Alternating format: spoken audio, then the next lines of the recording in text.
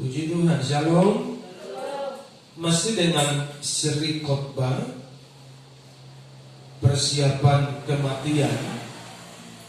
Hari ini bagian kelima dengan subtema domba atau kambing. Ini sebuah ilustrasi dari Tuhan Yesus untuk kita, bahwa ada dua tempat yang disiapkan, yang satu di sebelah kanan, yang satu di sebelah kiri. Dan golongan yang di sebelah kanan itu disebut domba, dan golongan yang di sebelah kiri itu disebut kambing. Dan saya beritahu buat kita hari ini, di sebelah kanan atau di sebelah kiri itu tidak bisa kita tentukan sendiri dengan pilihan dan selera kita. Tetapi tahukah saudara, tahukah umat Tuhan, siapa yang menentukan engkau di sebelah kanan atau kiri? Saya beritahu kepada kita semua hari ini, biar kita sadar dan mengerti, yang menentukan engkau di sebelah kanan atau di sebelah kiri adalah perbuatanmu sendiri. Katakan amin. Perbuatanmu lah yang menentukan engkau ada di sebelah kanan atau engkau ada di sebelah kiri. Ini bukan soal selera, ini bukan soal pilih memilih, tapi ini soal kepastian hidup. Apa yang engkau berbuat, apa yang engkau kerjakan selagi engkau sehat dan selagi engkau kuat menumpang di bumi ini, itu akan menentukan engkau di kanan atau engkau di kiri.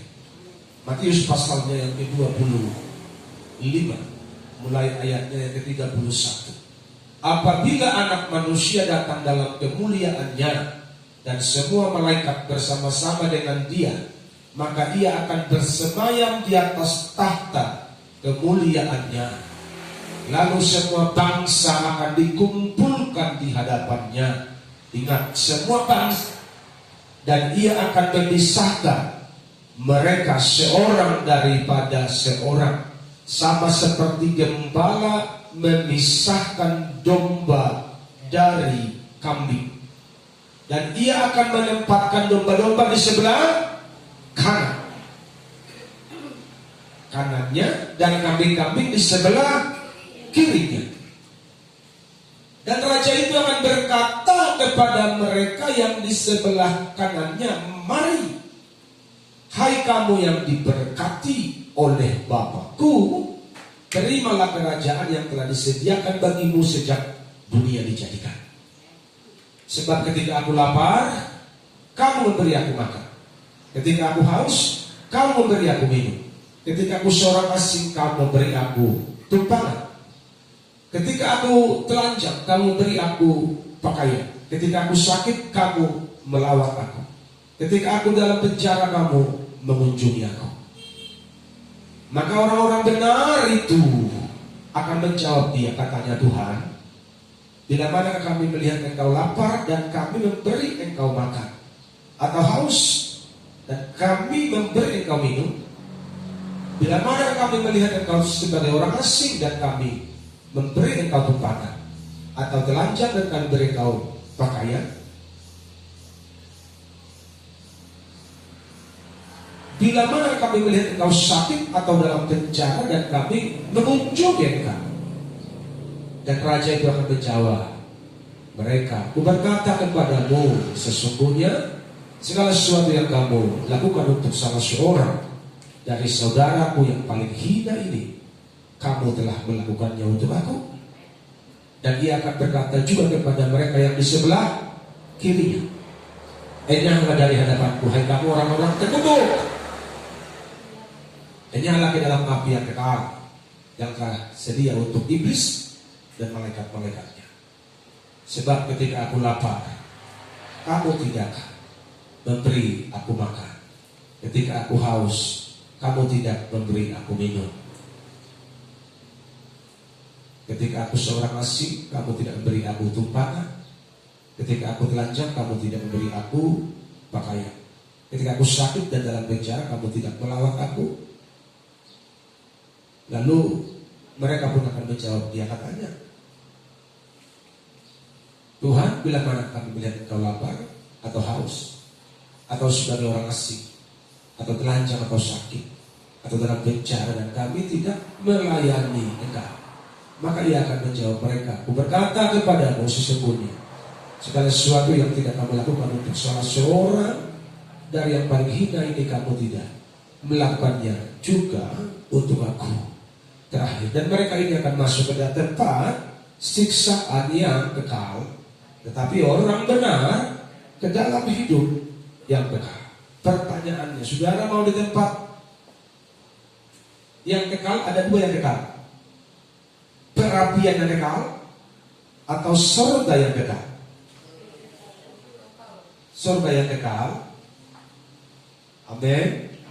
Dan itu ditentukan oleh sikap hidup kita selagi kita sehat.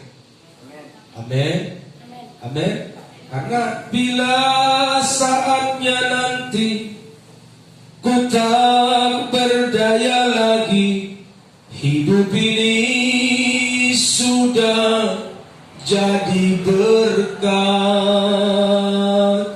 Katakan amin. Pertanyaannya untuk kita, apa yang sudah kita buat selama kita menjadi orang percaya? Apa yang sudah kita buat selama kita bertobat dan mengaku ikut Tuhan? Kedua kelompok ini masing-masing mereka sudah berbuat menurut pemikiran mereka, menurut apa yang mereka tahu. Tetapi tahukah saudara, secara simple, secara sederhana, sampai Tuhan membuat perbedaan antara domba dan kambing, dan Alkitab mencatat domba di sebelah kanan dan kambing di sebelah kiri. Sangat mudah melihat perbedaan domba sama kambing, mudah melihatnya. Ini domba, Tuhan pisahkan di sebelah kanan. Ini kambing, Tuhan pisahkan di sebelah kiri. Tetapi sekarang kan gereja Tuhan kan sama, anak-anak Tuhan kan sama. Kalau perempuan pakai blazer, pakai kebaya, kalau orang Batak, kalau laki-laki pakai baju, pakai jas, hampir semua mirip di seluruh penjuru dunia ketika mereka beribadah mencari Tuhan. Bagaimana membedakan yang mana kelompok kambing, yang mana kelompok domba? Dengar baik-baik, perbuatan mula yang memisahkan engkau dan perbuatan mula yang menentukan engkau domba atau engkau kambing. Kalau bicara soal perbuatan, kita harus katakan Tuhan yang menjadi jurinya. Jadi di sini tidak ada perbuatan kepura-puraan. Katakan amin. Tidak ada perbuatan kepura-puraan di sini. Pura-pura baik, pura-pura kudus, pura-pura suci, pura-pura rohani. Itu nggak laku di mata Tuhan, karena Tuhan yang menjadi juri dan Dia melihat sedetail mungkin siapa saudara dan saya, dan setiap hari engkau dipantau, setiap hari diriku dipantau, diperhatikan Tuhan seperti apa kita dan apa yang telah kita perbuat untuk kesenangan Tuhan. Jadi mengapa harus persiapan? Karena jika waktunya tiba, kata maafmu tak lagi diterima. Yang setuju katakan amin. Jadi mengapa kita harus persiapan umat Tuhan? Karena jika waktu kita tiba, waktu mati kita tiba, kata maaf kita kepada Tuhan gak laku. Karena kalau kita mati kan tubuh kita yang mati, roh kita hidup. Roh kita masih bisa ngomong sama Tuhan, Tuhan ampuni aku ya. Dulu waktu aku hidup silap loh aku. Waktu aku hidup aku berleha-leha, aku gak cinta Tuhan. Tuhan bilang no, gak ada maaf bagimu. Terlambat sudah, kata Tuhan nanti. Jadi kalau engkau mau baik, baiklah sekarang. Kalau engkau mau hidup kuduslah sekarang. Karena kalau engkau sudah mati, engkau sudah di end.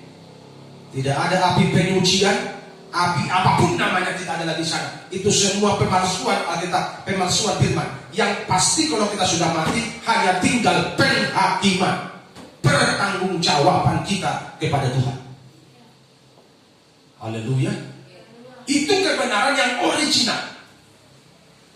Karena itu, makanya kita perlu persiapkan sebaik-baiknya kerohanian kita selagi kita hidup. Karena kalau sudah selesai, tidak ada lagi maaf-maafan di sana, tidak ada lagi sungkem-sungkeman dengan Tuhan di sana. Di sana yang ada penghakiman. Dan kalau engkau dinilai tidak layak seperti khotbah kemarin, engkau dinilai ditimbang terlalu ringan, maka engkau akan masuk dalam perapian kekal yang tidak ada kata maaf lagi di sana.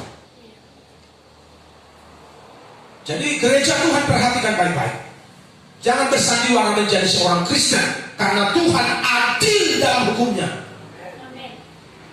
Haleluya.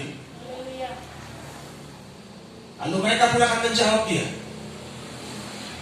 Katanya Tuhan, bila manakah kami melihat engkau lapar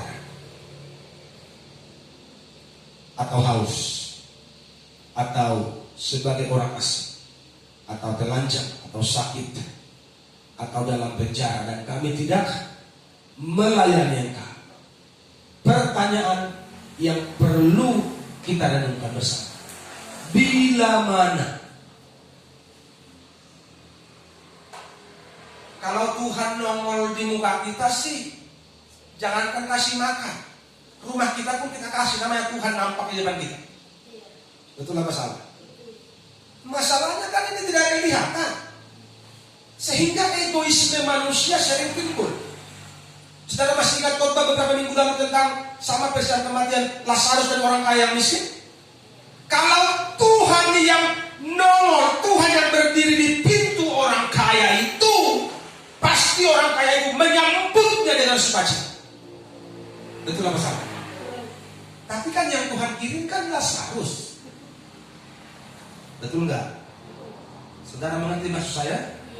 Yang Tuhan kirim Lazarus. Enggak taunya si Lazarus ini saudaranya Tuhan Yesus. Di jemaat Tuhan harus betul-betul jiwamu, hatimu, pikiranmu terbuka dengan Tuhan. Jangan-jangan orang yang tidak kau kasih bantuan itu adalah saudara Tuhan yang datang dikasih untuk mencobai Tuhan. Itulah masalah.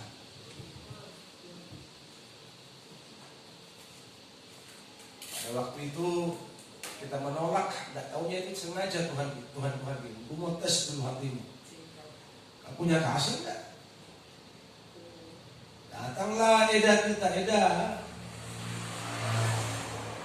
Ganti dulu aku berasmu 1 liter aja, tidak makan lagi kamu. Aku udah punya. Begitu dia keluar dari rumahmu di depan gang, dia menghilang. Gak tahu ya itu malaikat yang disuruh Tuhan. Bisa tak begitu? Bisa. Haleluya. Tapi engkau sudah melewatkan sebuah kesempatan emas untuk diperkenankan Tuhan. Karena engkau egois. Itulah masalah. Yang suka begitu katakan amin.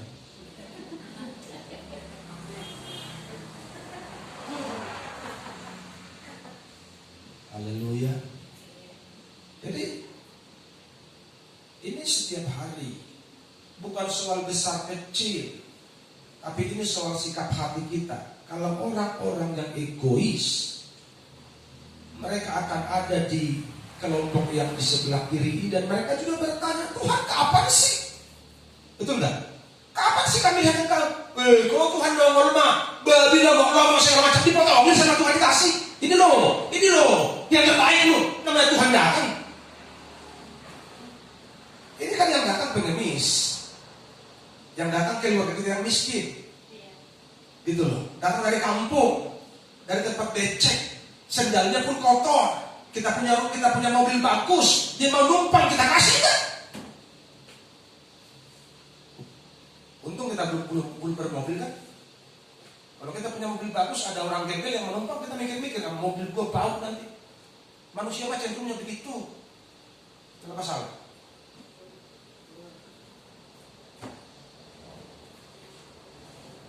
Tapi kalau nyanyi, ku kasihi kau dengan kasih Tuhan.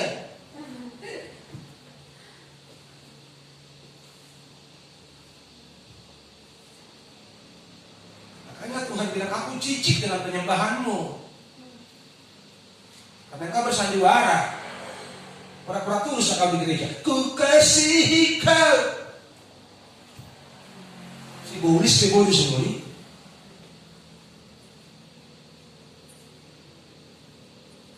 Makanya jika pengen mati masuk surga, mata kita harus dipakai baik-baik. Tentu ada mata ini, ada mata iman, mata rohani. Dua-duanya harus dipakai secara baik. Sehingga kalau kita melihat orang, jangan lihat jeleknya. Saudara lebih sering lihat orang jeleknya atau baiknya? Jujur deh.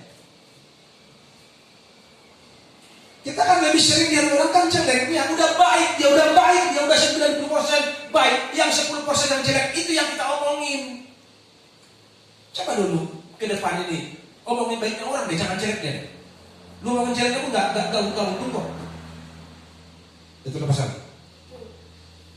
Kita harus pakai mata kita baik-baik supaya kita memiliki belas kasihan untuk mempraktekkan kebenaran firman seperti yang dikatakan Tuhan, ketika aku lapar kau beri aku makan.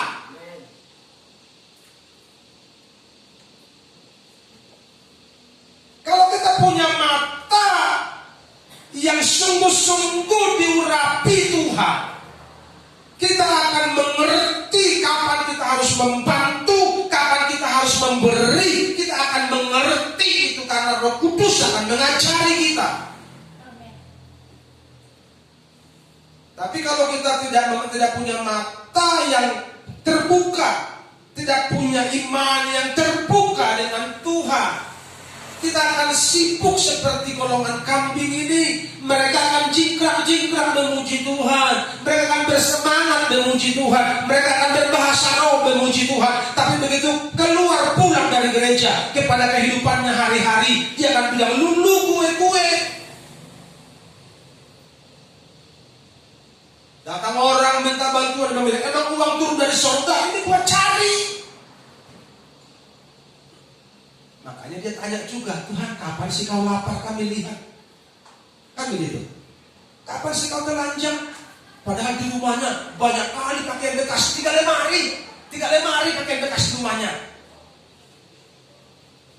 Disimpan terus.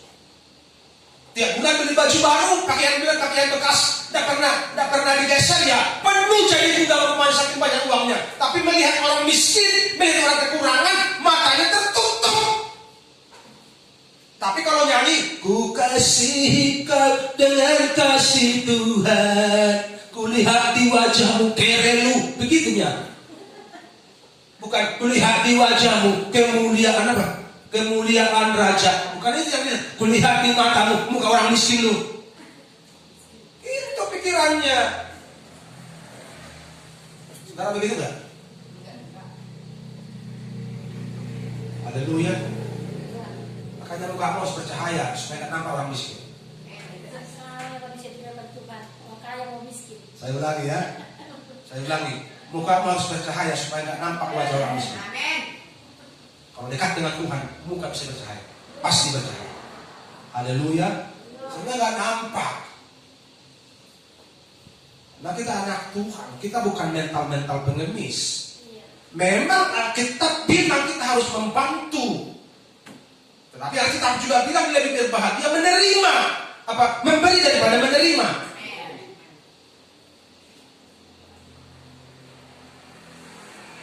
Hati yang penuh belas kasihan dan bukan sekedar berkata kasihan. Beda. Kalau hati yang penuh belas kasihan, dia tahu orang itu lapar, dia kasih makan. Kalau hati yang hanya punya kasihan saja, dia tahu orang itu lapar, dia akan begini, ayo sini saya doakan. Tuhan Yesus berkati dia. Dia membutuhkan berkat. Haleluya, amin. Ulanglah. Orang Kristen banyak model begini. Saya nggak tahu saudara begitu nggak? Enggak lah. Kalau ada kasih. Berkati dia Tuhan. Kirimkan berkatmu. Padahal berkatnya sudah di tangan dia nih. Tinggal kasih nah buat kamu ya. Waktu pulangnya kau berkati. Harusnya begitu kalau orang sehat.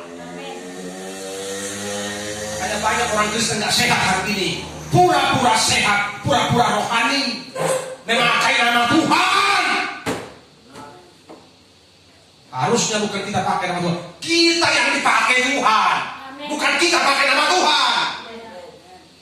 Haleluya. Itu dua hal yang berbeda. Oh Tuhan, pakailah hidupku. Bukan oh Tuhan, ku pakai namamu supaya aku cepat kaya. Beda itu. Haleluya. Kalau Tuhan pakai kita, kita akan menurut. Kita akan peka.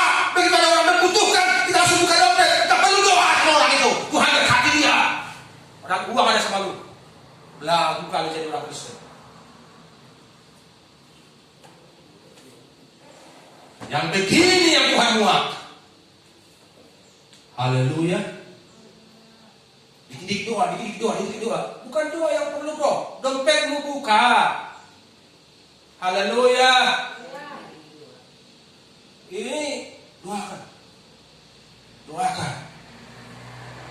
Membangun gereja bisa karena doa, karena uang. Tapi doa menghasilkan uang. Tapi ada banyak orang yang menahan uangnya karena cuma berkata kasihan ya. Tapi kalau hati yang penuh belas kasihan, dia tidak tahan, dia tidak tega melihat orang kesusahan. Dia tidak tega, tidak tahan melihat orang kelaparan. Haleluya. Di Siantar itu ada puluhan lebih di Siantar rehabilitasi orang gila. Ada puluhan. Tapi tahu saudara, di Siantar banyak orang gila berserakan.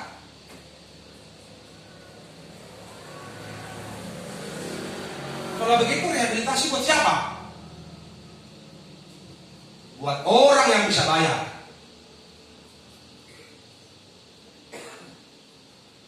Itulah pelayanan orang percaya zaman now.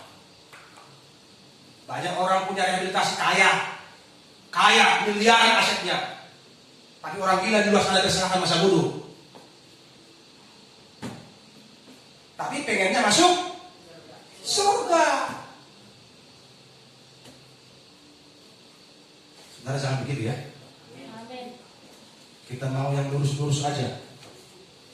Katakan amin. Kita mau yang lurus-lurus aja. Karena surga itu ditentukan oleh sikap hidup kita setiap hari. Saya kasih tahu sama saudara, keselamatan itu gratis, itu starting point, start awal. Setelah itu engkau harus berjuang untuk masuk lewat pintu yang sempit. Alkitab yang bilang. Haleluya. Jadi kalau ada orang bilang sekali selamat tetap selamat, itu orang bego itu. Keselamatan harus dikejar, diperjuangkan dengan hidup sungguh-sungguh takut akan Tuhan setiap hari. Haleluya. Jadi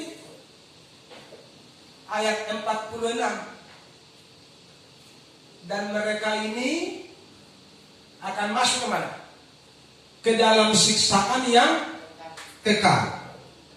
Tetapi orang benar ke dalam hidup yang kekal. Siapa orang benar itu? Orang yang punya belas kasihan, yang selalu menolong dan membantu, memperhatikan sesamanya. Mereka dikategorikan Tuhan orang benar, dan mereka kelompok domba yang ada di sebelah kanan. Tapi yang kelompok satu lagi, mereka ada di mana? Di dalam siksaan kekal. Kenapa? Karena mereka cuma berkata kasihan. Habis itu, mari kita berdoa buat mereka. Kita doakan ya. Tapi aksi perbuatan nyata tidak ada. Hanya omdo saja. Tapi berharap masuk surga. Tuhan itu sangat adil dan luar biasa. Dia akan tahu menempatkan engkau di sebelah kanan atau di sebelah kiri. Tuhan sangat tahu. Dan karena itu, jika pengen di sebelah kanan, perbaiki hidupmu mulai sekarang. Yang kedua, gaya hidup. Ayat 40. Dan raja itu akan menjawab mereka, sesungguhnya segala sesuatu yang kamu lakukan untuk salah seorang dari saudaraku yang paling hina ini, kamu telah melakukannya untuk aku, kata Tuhan. Bila manakah kami melihat? Itu selalu pertanyaannya. Kapan itu terjadi? Di mana engkau kami lihat Tuhan? Kelaparan, kehausan, telanjang, narapidana. Di mana? Kau tidak pernah kami lihat. Kalau orang belagu dia bilang begini, jangan salahkan kami dong Tuhan. Orang tak kami tahu kok, kami nggak tahu. Kami nggak lihat Tuhan, jangan salahkan kami dong Tuhan. Dia mencari pembenaran diri. Tapi kembali saya ingatkan kepada saudara, Tuhan melihat hati. Amin. Tuhan melihat hati. Hati itulah yang menentukan engkau kambing atau domba, bukan penampilan luarnya. Amin. Gaya hidupmu akan menentukan kemana engkau setelah mati. Haleluya. Ketika engkau mati, apa kata orang? Oh, itu orang baik loh. Kemarin ada yang saya dengar orang bilang begini, ini waktu hidupnya jahat kali. Jadi kalau sudah ada orang bilang begini, masa hidupnya jahat kali ini, kan kita kan langsung pikir, berarti kalau mati di mana? Kan begitu. Ini orang sudah mau mati, ini orang sudah mau mati koma, sudah koma mau mati. Tapi ada orang bilang begini, ini masa hidupnya jahat kali. Dan memang setelah koma bawa pasatnya mati. Kira-kira kalau mati jahat kali kemana dia? Jadi saudara, kalau kita dipanggil Tuhan, apa kata orang tentang kita? Kalau sampai bilang begini, emak sebaik ini jahat kali, tapi memangnya sebaik. Mana sebaik? Kalau baik ini jahat kali kan bahaya begitu. Harusnya kalau mau baik, paling baik lah dunia kan? Amin. Haleluya. Karena itu kita harus berubah. Karena tidak ada yang lain yang kita bawa ke surga. Kalau bahasa dunia kecuali amal katanya. Perbuatan baikmu dan kebenaranmu lah yang bisa kau bawa ke surga. Kebenaran, ke hari ini. Dan di hati inilah, oh betul kau baik. Betul kau cinta aku, kata Tuhan. Di sebelah kanan ada kamu. Jadi siapa saudaraku yang paling hina itu? Kadang-kadang kita tidak mengerti ini. Karena Tuhan bilang, apa yang kau lakukan kepada saudaraku yang paling hina ini? Ini kata-katanya hina ini kadang-kadang susah dimengerti. Karena hari-hari ini kan jarang kali orang hina. Apalagi orang Batak raja semua, mana ada yang hina lagi kan? Mana ada orang Batak yang hina? Raja semua.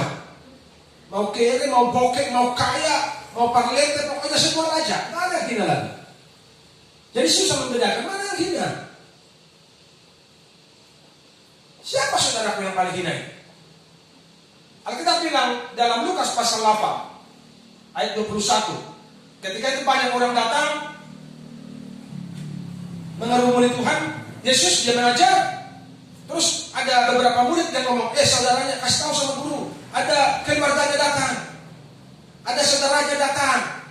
Dan Yesus bilang begini, siapa saudaraku? Siapa ibuku? Siapa abang-abangku? Adikku, dan begitu kira-kira kalau bahasa sekarang. Saudaraku adalah mereka yang mendengar dan melakukan firman Tuhan. Amin.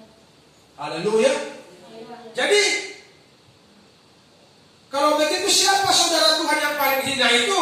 Adalah mereka yang hidup mati-matian di pekerjaan Tuhan. Haleluya. Supaya kita lebih gampang mengerti. Siapa saudara Tuhan itu? Mereka yang mengabdikan hidupnya dengan sepenuh hati melayani pekerjaan Tuhan. Dan engkau harus perhatikan mereka kalau engkau pengen masuk surga. Haleluya. Engkau harus bantu mereka jika engkau pengen masuk surga. Kalau orang yang golongan kambing di sebelah kiri, ketika jumpa hamba Tuhan pendeta miskin, mereka akan berkomentar begini, kasihan kali Pak pendeta itu miskin, kurang doa sih dia. Dia akan bilang begitu, miskinlah pendeta itu dah, kurang doa. Padahal dia punya berkat, punya uang, bisa melonggarkan, bisa membantu. Tapi karena memang hatinya hati kambing, rohnya roh kambing, yang hanya cuma protes, gitu kan? Hanya ngomongin orang, ngomongin pendeta. Dia bilang begitu. Kurang doa sih, makanya miskin. Kayak kami dong, banyak doa diberkati. Emang kau lebih sakti dari gua? Itu masalah. Jadi jangan kita salah menafsirkan firman Tuhan.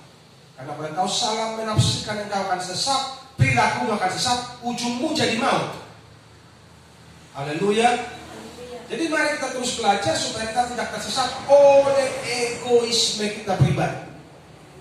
Jadi siapa saudara Tuhan? Mereka yang melakukan firman Tuhan, mereka yang sungguh-sungguh cinta Tuhan, sungguh-sungguh mengabdikan dirinya kepada Tuhan. Dialah saudara Tuhan secara khusus, dan mereka yang perlu kita bantu, kita perhatikan supaya apa? Supaya kita punya andil di kerajaan surga. Haleluya. Kalau begini jelas kita akan tahu siapa yang kita bantu, kita support, jelas. Haleluya. Jadi apa yang kita perbuat di masa hidup ini akan menentukan kemana kita setelah kematian, di kemana kita setelah mati. Karena itu seriuslah dengan hidupmu, isi dengan kebenaran setiap hari. Hidupi kebenaran itu. Setelah kita isi dalam persekutuan dengan Tuhan, hidupi, lakukan, praktekkan, supaya jika kita mati di dalam Tuhan. Tadi pagi istri saya tanya begini, Pak, di mana ayatnya yang berkata berharga di mata Tuhan kematian? Dia nggak teruskan, aku bilang kalau nggak berharga, Kematian setiap orang yang berharga di hadapan Tuhan. Berharga di hadapan Tuhan, siapa yang berharga? Kan begitu. Nggak semua orang mati berharga. Tapi kalau engkau cinta Tuhan, engkau berharga. Nilainya mahal kali. Amin.